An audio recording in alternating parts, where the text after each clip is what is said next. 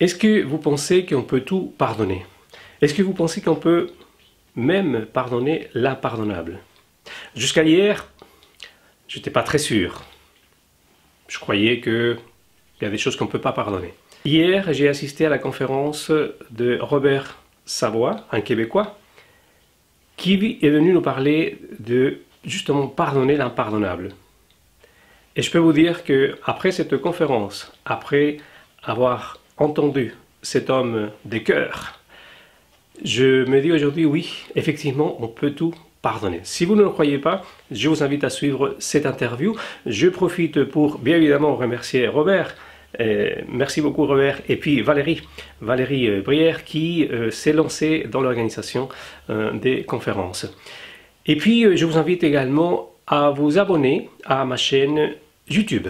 Je vous souhaite une excellente journée et voici donc l'interview qui m'a accordé hier Robert Savoie juste avant sa conférence à Besançon.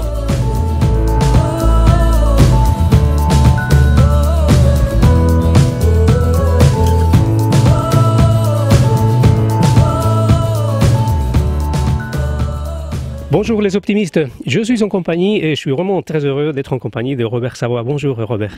Bonjour, merci beaucoup. Salut les optimistes, j'aime ça, c'est un beau nom de communauté. C'est ta communauté que tu appelles ça comme ça, ouais.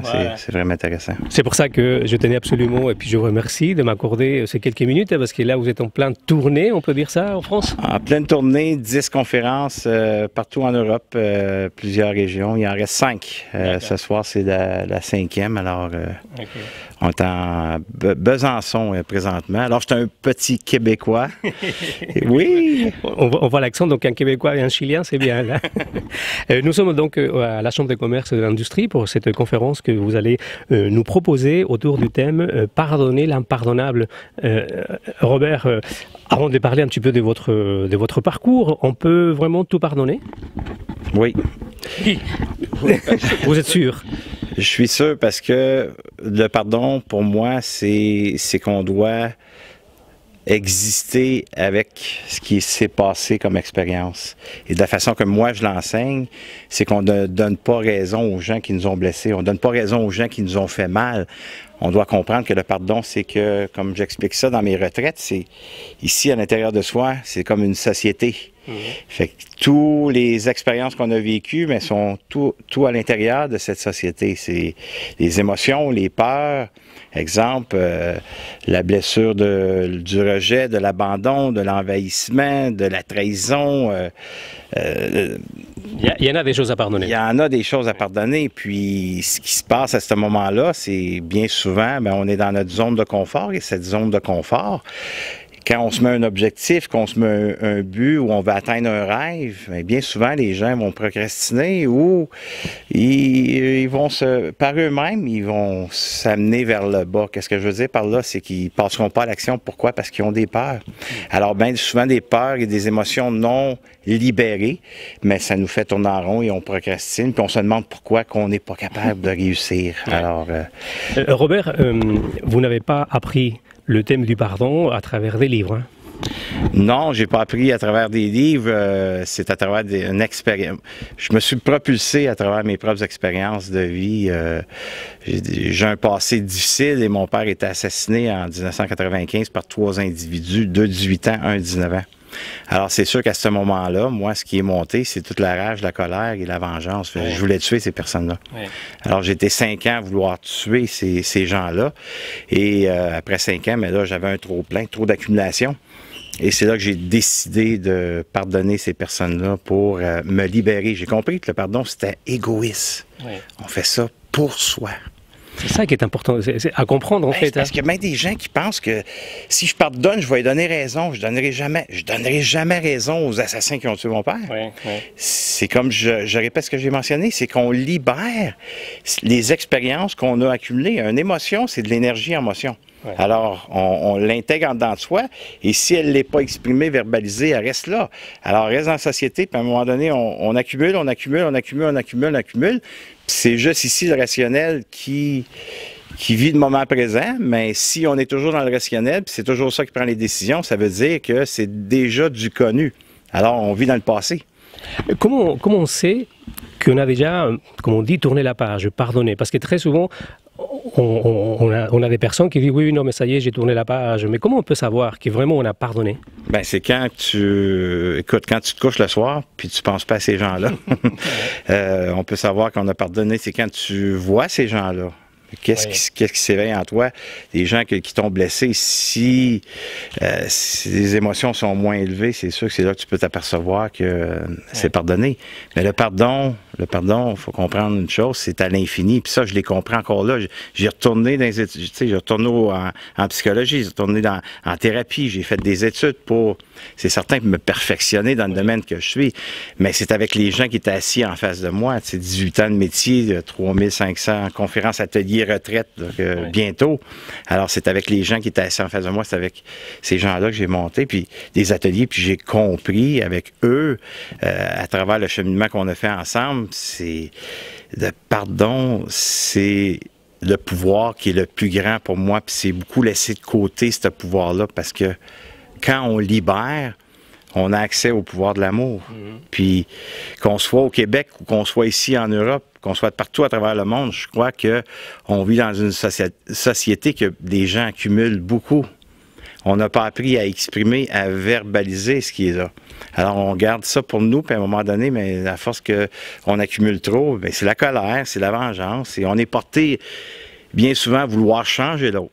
Si tu n'agirais pas de telle façon dans notre relation de couple, ça irait mieux. Si tu ferais telle affaire, mais il semble que tu me déclencherais moins, notre relation elle serait mieux. Alors, on est porté à vouloir changer l'autre. Je parle en général, bien sûr, je parle pas de tout le monde. Mais en général, on veut changer les autres parce que ça vient affecter notre fonctionnement, nous. Alors, il faut avoir un regard sur soi. Et ce qui est le plus difficile dans le pardon, c'est de se pardonner soi-même. Parce que on considère que le pardon, c'est pour l'autre, non? Et on ne pense pas qu'on doit se pardonner, alors? On doit se pardonner. Les autres sont là pour nous montrer si moi, j'ai des parties d'expérience, une zone fragilisée, une zone qui est souffrante en dedans de moi. Alors, ces gens-là qui me font du mal ou une séparation, ça peut être juste une parole, ça peut être quelque chose qui est fait en entreprise, peu importe. Ces personnes-là éveillent ce qui est déjà là. Alors, ils sont là pour nous aider à se libérer de qu'est-ce qu'on a créé de 0 à 7 ans. Et les gens ont de la difficulté avec ça. Je comprends pas comment ça se fait que ce que je vis à l'âge de 40 ans, je l'ai appris de 0 à 7 ans. Mais c'est là qu'on enregistre. On enregistre, c'est là qu'on bâtit notre fonctionnement. Alors, si on n'a pas été entendu, on n'a pas été capable d'exprimer, on n'a pas été valorisé, on n'a pas été aimé comme on aurait dû être aimé, mais c'est certain qu'on développe des patterns, puis on développe des comportements, on développe des attitudes, et ça nous amène à créer des expériences difficiles, et là, on s'en veut. Et c'est là qu'on doit se pardonner parce que c'est pas notre idéal de soi. Oui. C'est l'idéal de qu'est-ce qu'on a reçu de nos ancêtres, nos grands-parents et nos parents. C'est leurs idéal eux autres. Mais nous, aujourd'hui, cet idéal-là qu'on a reçu, il y a une partie qu'on n'aime pas parce qu'on veut le changer. Et comme je dis aux gens, on peut-tu se foutre la paix un peu? Oui. Arrêtons de vouloir se changer et apprenons à nous aimer tels que nous sommes. Mais pour ça, on doit libérer des expériences qui ont été difficiles pour faire de la place à l'amour de soi. Puis depuis que vous avez commencé, vous avez déjà fait plus de 3500 conférences. J'arrive à 3500, oui. Ouais. Et puis des ateliers. Qu'est-ce que vous tirez comme expérience de toutes ces personnes qui viennent vous voir? Ben, c'est comme ce soir que ce qu'on va vivre, c'est une conférence, mais si les gens se décident à se donner accès à qu'est-ce que je vais donner accès, je vais donner accès à ma vulnérabilité, ma sensibilité. C'est ce que j'ai développé avec le temps, avec le pardon et la libération. Et c'est une force. Mais encore en 2018, 2019 bientôt, les gens croient qu'être vulnérable, être sensible à soi, c'est d'être faible. Mais c'est une force. Parce que c'est par la sensibilité qu'on peut accepter. Sans sensibilité à soi, on ne peut pas passer à l'acceptation. Et quand on accepte, bien, c'est là qu'on a accès à ce qu'on appelle la haute vibration. qu'on charge tant. On rappelle à nos amis optimistes que vous avez un site web, que vous organisez des conférences, des ateliers. Vous êtes auteur également? Oui, auteur de 5 livres. 5 livres, oui. hein. Il y a de la matière en fait. Hein? Il y a de la matière, il y a de la matière. Tu sais, oui, j'ai des conférences, j'ai des retraites de 3 jours, j'ai un cours qui dure 4 mois, un qui dure quasiment 2 ans. C'est des formations vraiment thérapeutiques pour amener l'individu à apprendre à se connaître. On se connaît pas, là. On se connaît à environ 15 %. Alors, c'est ça que je veux développer, que les gens apprennent à éveiller leurs inconsciences, à en devenir conscients. Et c'est le plus beau cadeau qu'un être humain peut s'offrir, c'est d'apprendre à se connaître. Et c'est pas si difficile que ça. On a l'impression que c'est difficile, mais c'est pas facile. C'est pas facile non plus. Voilà. Robert, pour terminer, Valérie qui vous fait venir à Besançon, elle vous connaissait pas. Elle n'avait pas vécu, après l'interview que j'ai réalisée avec elle, elle n'a pas connu des choses si difficile que vous, mais elle a été vraiment touchée par votre manière, parce qu'il y a de l'humour aussi, hein, c'est du sérieux, il y a de l'humour sur des sujets qui sont assez graves. Ben oui, parce que c'est comme j'ai mentionné tantôt, non, c'est pas facile. Ouais. Puis j'ai plusieurs conférenciers, puis c'est correct, là. Tout est bon, tout est... Moi, je suis pour la différence.